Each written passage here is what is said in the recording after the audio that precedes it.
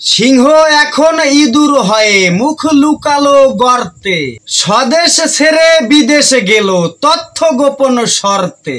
দুর্নীতিতে কাটতো সাঁতার, হাসতো স্বাধীন বঙ্গে, বক্র হাসির ইশারাতে নাচতো হাজার ঢঙ্গে।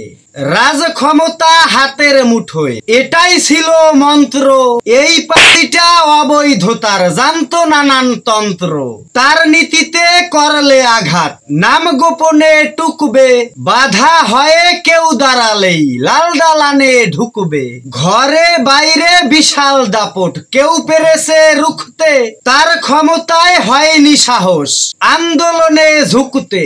কেমন করে যায় পালিয়ে যাত্রীবাহী বিমানে, প্রশাসনের নাকের ডগায় এমন কাজের কি মানে। সে ছিল কি বোরখা পরা, মুখ ঢাকা কি হিজাবে, দুর্নীতিতে কুলাঙ্গারে দেশ এভাবেই ভিজাবে। থলের বেড়াল সুকৌশলে দেশ থেকে যায় বেরিয়ে, সিসি ফুটেজ আড়াল করে ইমিগ্রেশন পেরিয়ে। রাঘব বোয়াল যুগে যুগে দেশ পালালেও মরবে, জনগণই আক্কাওয়ালা বাস পুরোটাই ভরবে। সুপ্রিয় দর্শক মন্ডলী, কবিতাটি রীতা ফারিয়া ঋষি আপার লেখা। সবাই তার জন্য দোয়া করবেন এবং কবিতাটি যদি আপনাদের একটু ভালো লেগে থাকে তাহলে অবশ্যই আমাদের পেজটিকে ফলো দিয়ে ভিডিওটি শেয়ার করতে ভুলবেন না।